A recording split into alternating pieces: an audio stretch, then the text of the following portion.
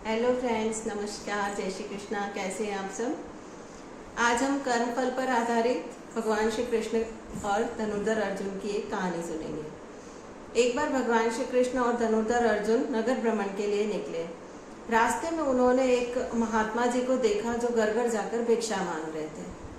महात्मा जी की हालत काफी खराब लग रही थी, वो वृद्ध भी बहुत थे, तो उन्हें देखकर अर्जुन को दया आ गई। अर्जुन ने उन्हें अपने पास बुलाकर कहा कि महात्मा जी, आपकी ये हालत देखकर मुझे अच्छा नहीं लग रहा है, तो मैं आपको सोने के सिक्कों से भरी हुई एक पोटली देता हूँ, जिससे बचा हुआ आपका सारा जीवन बहुत अच्छे से निकल सके।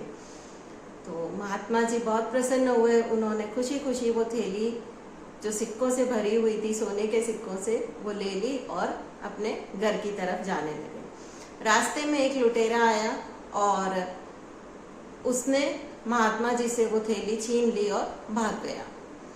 महात्मा जी बहुत रोए, चिल्लाए, बहुत दुखी हुए, घर पर आकर भी बहुत परेशान हुए और अपनी पत्नी को ये सारी कथा सुनाई।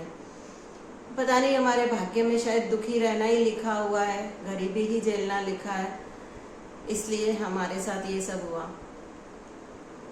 उनकी पत्नी ने भी उनको धीरज दिया और फिर कहा कि कोई बात नहीं, अब जैसी भगवान की मर्जी, क्या कर सकते हैं।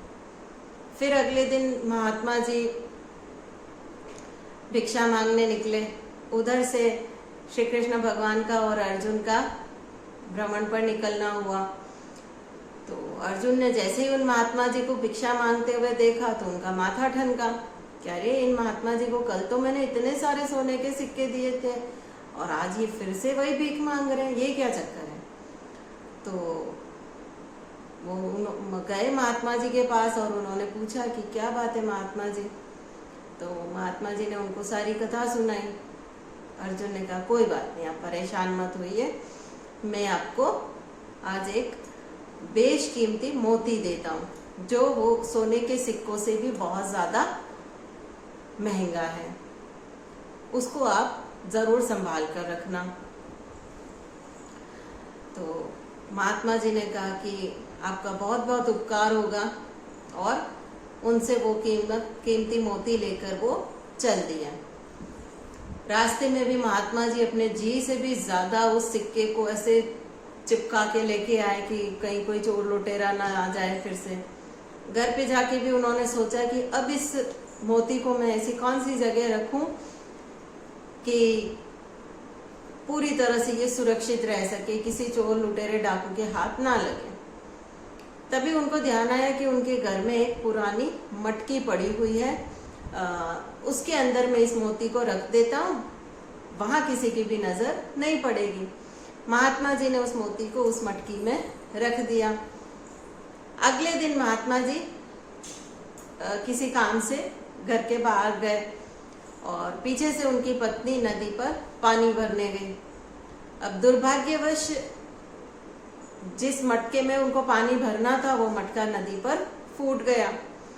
अब उनकी पत्नी बहुत परेशान हो गई। उसने सोचा कि पानी तो भरना ही पड़ेगा, अब मैं क्या करूं। उन्होंने घर आके देखा तो उनको वो पुराना वाला मटका दिखाई दिया। अब मोती चूंकि बहुत छोटा था और महात्मा जी ने अपनी पत्नी को भी मोती के बारे में कुछ नहीं बताया था, कि पता लगा पत्नी जी भी मोती को देखने के चक्कर में उत्सुकतावश और कहीं गिरा देगी, घुमा देगी, तो उन्होंने उनको भी कुछ नहीं बताया।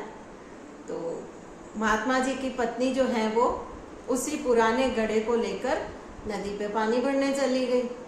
जैसे ही पानी भरने के लिए मटका नदी में डाला तो वो मोती निकलकर पानी में गिर गया, और पत्नी जी पूरी तरह से इस बात से अनजान थी।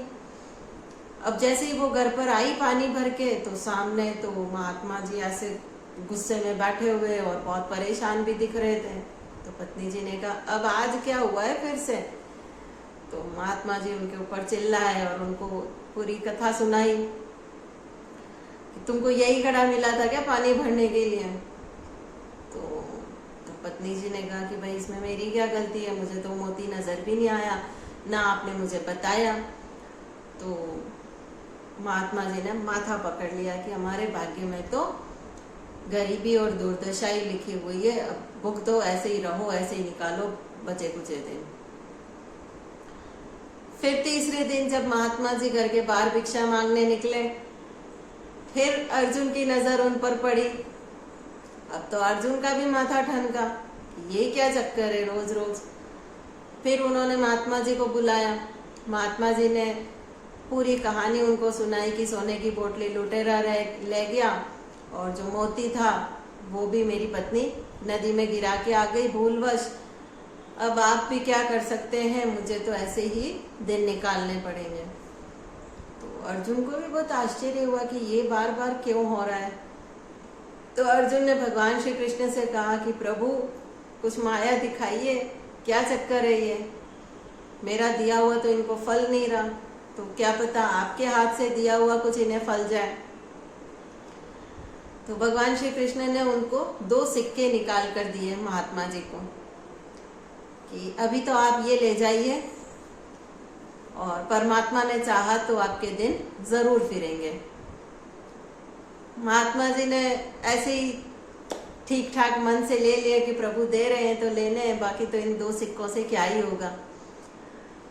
अब महात्मा जी वो सिक्के लेकर जा रहे थे, तभी रास्ते में उनको एक मछुआरा दिखा जो एक मछली पकड़ के ले जा रहा था। महात्मा जी को उस मछली को देखकर बहुत दया आई, तो महात्मा जी ने मछुआरे से कहा कि मेरे पास ये 2 सिक्के हैं, ये दोनों मैं तुमको देने के लिए तैयार हूँ, तुम इस मछली को मुक्त कर दो, तुम इसको मुझे दे दो, मैं इसे नदी में छोड़कर आ जाऊंगा। मछुआरे को उस मछली के पैसे मिल रहे थे, तो उसने सोचा कि ठीक है, सौदा क्या बुरा है। तो मछुआरे ने वो मछली पंडित जी को दे दी। महात्मा जी ने उस मछली को उनके हाथ में जो पानी से भरा हुआ कमंडल था उसमें मछली को रख लिया और नदी की तरफ छोड़ने गए। जैसे ही मछली को वो नदी में छोड़ने वाले थे, अचानक उनकी नजर उस कमंडल के पानी में गिरे हुए एक चमकीली चीज पर पड़ी। जब महाराज जी ने उसको ध्यान से देखा तो वो तो खुशी से चिल्ला पड़े, क्योंकि ये चमकीली चीज वही मोती था, बेशकीमती मोती जो अर्जुन ने महाराज जी को दिया था। अब उस मोती को देखकर महाराज जी बहुत खुश हुए, खुशी से चिल्लाने लगे, मिल गया मिल गया मिल गया। मछली को तो उन्होंने नदी में छोड़ दिया था। उधर उसी नदी के पास से वो लुटेरा गुजर रहा था जिसने उनके सोने की मोहरें चुराई थी उनसे। उसने सोचा कि पंडित जी ने मुझे देख लिया है और अब ये जरूर मुझे पकड़ के राजा के हवाले कर देंगे और मुझे तो सजा मिलना निश्चित है। तो वो डर के मारे आके उन महात्मा जी के पैरों में गिर गया और बहुत माफी मांगी कि मुझे माफ कर दो, ये पकड़ो आपके पोटली और मैं अब कभी ऐसा काम नहीं करूंगा, मैं आपकी अब कोई चीज नहीं चुराऊंगा, मुझे आप जाने दो। महात्मा जी कुछ समझते उसके पहले ही वो सोने की पोटली से उनको सारा वृत्तांत समझ आ गया और उन्होंने लुटेरे को जाने दिया, माफ कर दिया। अब खुशी खुशी वो घर आ गए, पत्नी को सारी कथा सुनाई और अगले दिन जब नगर भ्रमण के दौरान उन्हें श्री कृष्ण भगवान और धनुर्धर अर्जुन दिखे तो वो उनके पैरों में गिरकर उन्होंने उनका बहुत बहुत धन्यवाद किया प्रभु का कि प्रभु आपके वो 2 सिक्के तो मेरे लिए इतने फलीभूत हुए कि मुझे सारा खजाना वापस मिल गया, वो मोती भी वापस मिल गया, वो सोने की मोहरें भी वापस मिल गई। मैं आपका जितना शुक्रिया करूं उतना कम है, ये सब प्रभु कृपा से ही हो पाया है। तो अर्जुन ने पूछा कि प्रभु जी ये क्या कृपा है, क्या चमत्कार है, मेरा दिया हुआ तो इन्हें कुछ नहीं फला, आपके दिए हुए 2 सिक्कों से इन्हें सब कुछ वापस मिल गया। तब भगवान श्री कृष्ण ने कहा कि ये परमात्मा का आशीर्वाद तो है ही, लेकिन उसके साथ साथ इनके महात्मा जी के द्वारा किए गए अच्छे कर्मों का फल भी है। जैसे ही महाराज जी को तुमने सोने की मोहरें दी या मोती दिया, तब महाराज जी ने सिर्फ अपना सोचा, स्वार्थ के वशीभूत होकर वो उन चीजों को ले गए और उन्होंने सोचा कि बस अब मेरा जीवन बहुत अच्छे से कटेगा, मेरा जीवन। लेकिन जब मैंने इनको सिक्के दिए तो इन सिक्कों का उपयोग इन्होंने उस मछली का जीवन बचाने के लिए किया, किसी दूसरे के जीवन को बचाने की, उसको सुखी करने की सोची। और यही अच्छे कर्म का फल था कि उस मछली से भी इनको दुआएं मिली, इनके अच्छे कर्म फल भी इनके पास लौट कर आए, और इसलिए इनका जो भी नुकसान हुआ था उसकी बहुत अच्छी तरह से पूरी भरपाई हो गई। तो इस कहानी से हमें यह शिक्षा मिलती है कि कर्म फल हमारे पास लौट कर जरूर आता है, चाहे आज आए चाहे कल आए, लेकिन आएगा जरूर। इसलिए प्लीज कभी किसी का मन मत दुखाइए, किसी की आंखों में अपनी वजह से आंसू मत लाइए।